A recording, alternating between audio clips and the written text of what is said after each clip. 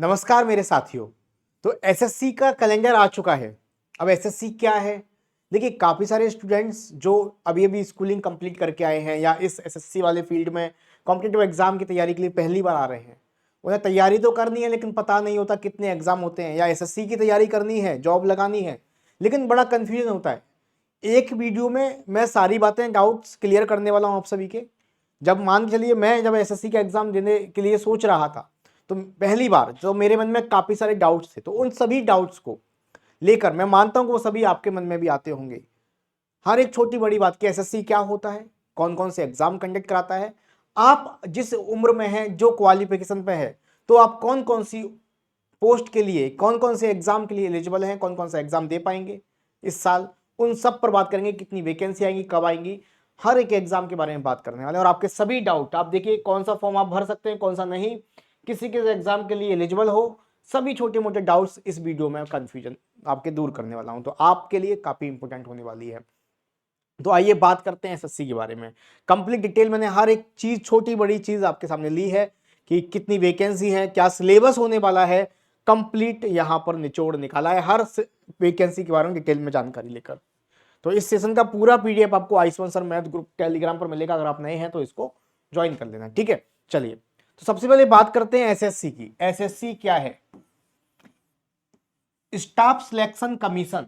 Staff selection commission, तो ये central government के अंडर आता है। सेंट्रल गवर्नमेंट को जब भी स्टाफ की नीड होती है अलग अलग जगह पर, तो एसएससी एक यहाँ पर कमीशन बनाया गया है। इसका नाम ही आप देख सकते हैं, staff selection commission. Central government ने डिपार्टमेंट बांट रखे हैं कि एसएससी के जरिए हमें अपने जो लोगों को हायर करना है, एसएससी के जरिए किया जाता है। तो सेंट्रल गवर्नमेंट के अंदर आती है SSC, staff selection commission. Staff को सिलेक्शन करने की जिम्मेदारी इसको दी गई है। हर लेवल का अगर मैं बात करूं, इसमें जो एग्जाम्स होते हैं, सीजीएल लेवल का सबसे बड़ा एग्जाम आप बोल सकते हो।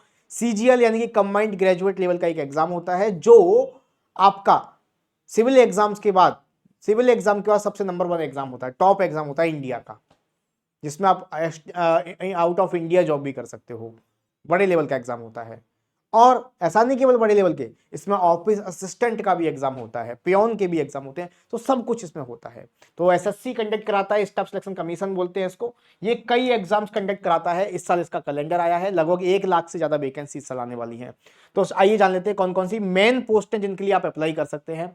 तो आप अप्लाई कर सकते हैं एसएससी सिलेक्शन पोस्ट फेज 13 के लिए, एसएससी सीजीएल के लिए, एसएससी सीपीओ के लिए, एसएससी सीएचएसएल के लिए, कंबाइंड हायर सेकेंडरी लेवल इसको बोलते हैं, एसएससी एमटीएस के लिए यानी कि मल्टीटास्किंग स्टाफ के लिए, एसएससी स्टेनोग्राफर के लिए और एसएससी जीडी के लिए।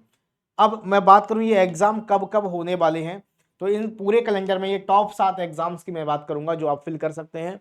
तो एसएससी ने कैलेंडर जारी कर दिया है, यानी कि जून के महीने में ही 6 बड़े एग्जाम्स का नोटिफिकेशन आएगा आपका। सबसे पहले सिलेक्शन पोस्ट का आप देखो, 2 जून को नोटिफिकेशन आ जाएगा, लगभग 20 दिन बाद। 23 जून तक इसके फॉर्म भरे जाएंगे और इसका एग्जाम होगा 24 जुलाई को, लगभग 75 दिन के बाद। यानी कि एसएससी के एग्जाम की तैयारी करने के लिए आपके पास 75 दिन का समय है। उसके बाद सीजीएल का एग्जाम होगा, 9 जून को इसका नोटिफिकेशन आएगा, 13 अगस्त को इसका एग्जाम होने वाला है। सीपीओ का एग्जाम 16 जून को नोटिफिकेशन आएगा और 1 सितंबर को इसका एग्जाम होने वाला है, 1 सितंबर से आपका 6 सितंबर के बीच में। सीएचएसएल का नोटिफिकेशन आएगा 23 जून को और इसका एग्जाम होने वाला है 8 सितंबर को, 8 सितंबर से 18 सितंबर के बीच में, 10 दिन में। एमटीएस का एग्जाम आपका 26 जून को इसका नोटिफिकेशन आएगा और इसका एग्जाम 20 सितंबर से 24 अक्टूबर के बीच में होगा, है ना, क्योंकि यहाँ पर करोड़ों में फॉर्म फिल किए जाते हैं, लाखों में फॉर्म फिल किए जाते हैं। Then stenographer, then GD, detail में भी बात करेंगे हर एग्जाम क्या होता है। तो आप क्या सभी फॉर्म भर सकते हो, क्या एलिजिबिलिटी है, उस पर बात कर लेते हैं। तो सबसे पहले बात करते हैं कि क्वालिफिकेशन के हिसाब से कि आप कौन कौन सा फॉर्म फिल कर सकते हो। आप अगर ग्रेजुएट हो तो इन सभी फॉर्म को फिल कर सकते हो। एसएससी की जो हायर क्वालिफिकेशन है वो ग्रेजुएशन मांगी जाती है। आपका सबसे पहला एग्जाम सिलेक्शन पोस्ट का है, आप इसको भी फिल कर सकते हो। इसमें 10th पास वालों के लिए भी जॉब है, 12th पास वालों के लिए भी जॉब है और ग्रेजुएट वालों के लिए भी जॉब है।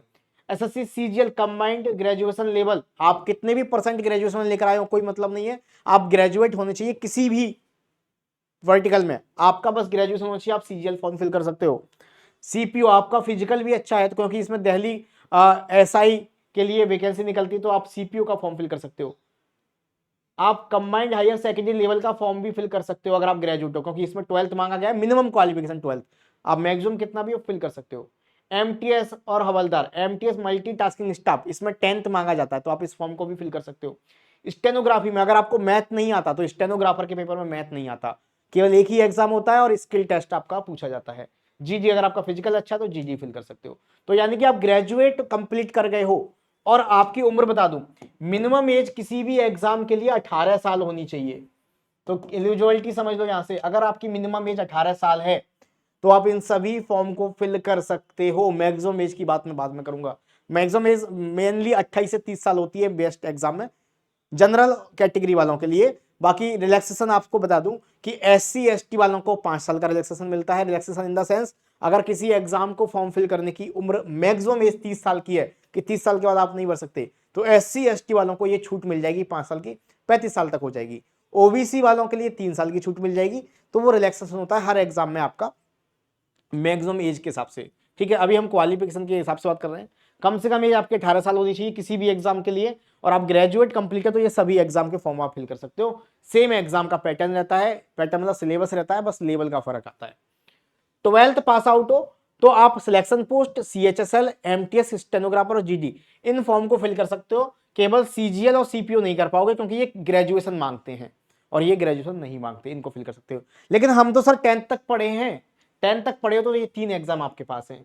सिलेक्शन पोस्ट का, इसमें भी 10th पास वालों के लिए भर्ती होती है। MTS का और GD का, इसमें 10th पास आउट मांगता है। तो ये आपके एग्जाम SSC के ग्रेजुएट पास हो तो ये सभी एग्जाम में भर सकते हो। आपके लिए 1 लाख प्लस वैकेंसी यहाँ पर इंतजार कर रही है। 12th पास हो तो ये सभी भर सकते हो, और 10th पास हो तो ये 3 एग्जाम आपके पास है। मिनिमम एज 18 साल होनी चाहिए आपकी। ठीक है, तो सर अगर हम SSC की तैयारी करते हैं, एक बार सिलेबस SSC का ढंग से पढ़ लेते हैं, तो क्या सब में एक ही में काम हो जाएगा? बिल्कुल। अगर आप SSC की तैयारी करते हो तो मेनली जो एग्जाम्स में आपका आता है, मैथ आता है, रीजनिंग आता है, जनरल अवेयरनेस यानी कि जनरल साइंस यानी कि हिस्ट्री, ज्योग्राफी, पॉलिटी और करंट अफेयर आता है, और इंग्लिश और हिंदी। हिंदी किसी किसी एग्जाम में, जैसे कि आप देख सकते हो यहाँ पर GD के एग्जाम में हिंदी आती है ना, मेनली इंग्लिश आती है सभी एग्जाम्स में, तो ये आपको पढ़ना होता है।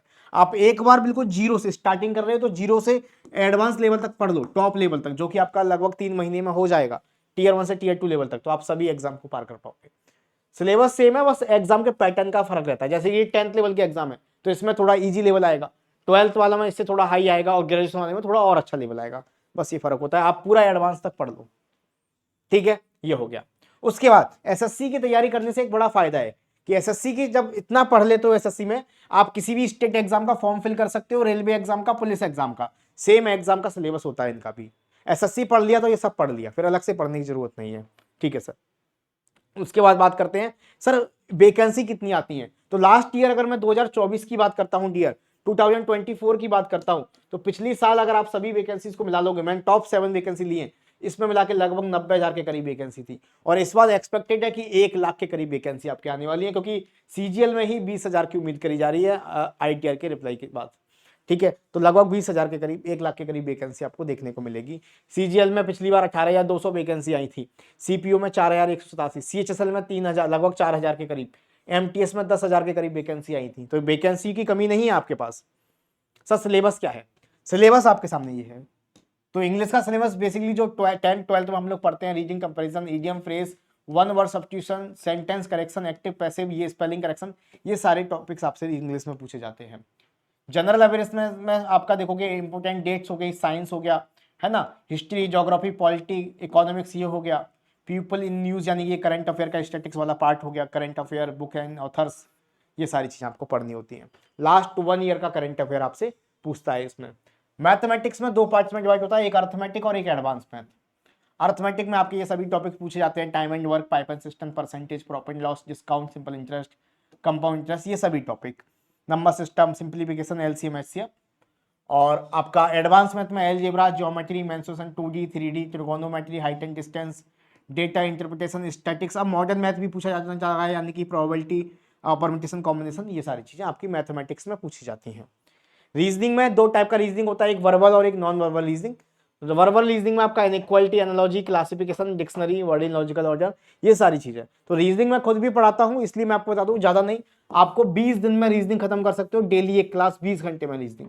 और मैं अपने इसी चैनल पर रीजनिंग का कोर्स भी करा रहा हूं, बिल्कुल फ्री, इससे बाहर कुछ नहीं है, ऐसा करा रहा हूं। आप इस चैनल को सब्सक्राइब करके रीजनिंग का कोर्स पढ़ सकते हो, डेली सुबह 10 बजे क्लास होती है।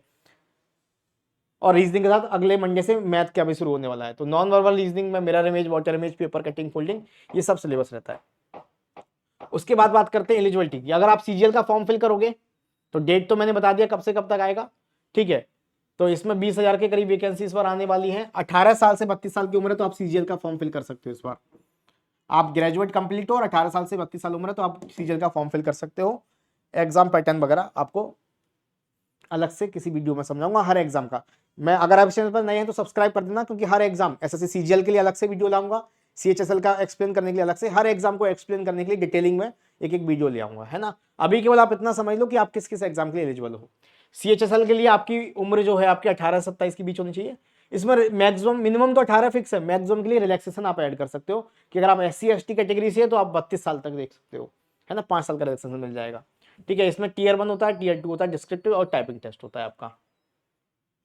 12th पास आउट होता है ये वाला, 12th पास आउट मांगता है, ठीक है।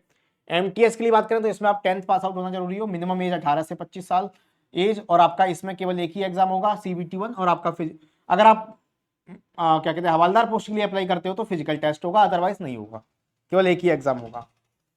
सिलेक्शन पोस्ट जो सबसे पहले आपका एग्जाम आने वाला सिलेक्शन पोस्ट का है, जो 2 जून को आएगा, आज से 20 दिन बाद, और इसका एग्जाम 24 जुलाई से 4 अगस्त के बीच में होगा। इसमें क्वालिफिकेशन आपकी, इसमें 10th लेवल की भर्तियां भी आती हैं, 12th लेवल की भी आती हैं, ग्रेजुएट लेवल की, जिसमें भी आप फॉर्म फिल करना चाहो कर सकते हो। मिनिमम एज 18 साल, मैक्सिमम 30 साल, ठीक है, अलग अलग पोस्ट के हिसाब से यहाँ पर है। और इसमें एग्जाम कैसे होता है, एक ही एग्जाम होगा, कंप्यूटर बेस्ड एग्जाम होगा, बस। तो ये आपके एग्जाम का पैटर्न था हर एग्जाम के लिए। तो आई होप आपको समझ में आ गया होगा आप कौन कौन से एग्जाम के लिए एलिजिबल हो, क्वालिफिकेशन वाइज और एज वाइज। जिस भी एग्जाम के लिए एलिजिबल हो सारे एग्जाम्स के मैंने डाउट क्लियर कर दिए, तो आप फॉर्म फिल कर सकते हैं लाइन से। और आप फोकस करिए अपने एग्जाम की तैयारी पर, एक बार प्रॉपर तैयारी कर लीजिए, फिर कहीं नहीं गई आपकी 2025 में जॉब, क्योंकि 1 लाख से ज्यादा वैकेंसी आने वाली है। इस चैनल पर मैं आपको रेगुलर क्लासेस करा रहा हूं, अभी रीजनिंग की क्लासेस चल रही हैं आपकी रेगुलर सुबह 10 बजे से, बिल्कुल फ्री, आप लोग पढ़ सकते हो। अगले मंडे से मैथ का भी सेशन शुरू हो जाएगा, उसके अगले मंडे जीएस और इंग्लिश का भी शुरू हो जाएगा। तो कंप्लीट कोर्स एसएससी के लिए हम लोग इस चैनल पर बिल्कुल फ्री पढ़ाने वाले हैं। पीडीएफ वगैरह कोर्सेज का और कोई भी डाउट है, और ये वाला पीडीएफ भी आपको मिलेगा आयुष्मान सर मैथ ग्रुप में। अभी भी कोई डाउट रह गया है तो आप मुझे कमेंट करके पूछ लीजिए, सर ये डाउट है, वो आपका क्लियर कर दूंगा। दूसरी चीज, अब इस चैनल पर रेगुलर एक वीडियो डालूंगा, क्योंकि काफी सारे बच्चों के डाउट थे, सर एसएससी का हमें समझ में नहीं आ रहा कैसे क्या होता है, तो मैं इस वीडियो में सारे डाउट्स आपके लिए आया। अब एक एक करके हर एग्जाम को मैं क्लियर करूंगा कि पहले एसएससी सीजीएल ले आऊंगा, एसएससी सीजीएल में कितनी पोस्ट होती है, कौन कौन सी पोस्ट होती है, किस बारे में है, क्या क्वालिफिकेशन है, क्या एज है, क्या सिलेबस है, लास्ट के 10 साल के क्वेश्चंस कैसे आ रहे हैं, उन सब पर चर्चा करेंगे। एक वीडियो लाऊंगा एसएससी सीएचएसएल के लिए, एक वीडियो एसएससी एमटीएस के लिए, हर एग्जाम को डिफाइन कर दूंगा, जिससे आपके सारे डाउट क्लियर हो जाएंगे। और जिस पर भी वीडियो आप चाहते हो वो कमेंट में आप मुझे बता सकते हो, ठीक है। बाकी चैनल पर नए हो तो सब्सक्राइब कर देना, कोई भी डाउट है तो कमेंट में बता देना, अपने दोस्तों तक इस वीडियो को ज्यादा से ज्यादा शेयर भी कर देना। धन्यवाद, thank you, bye bye, take care.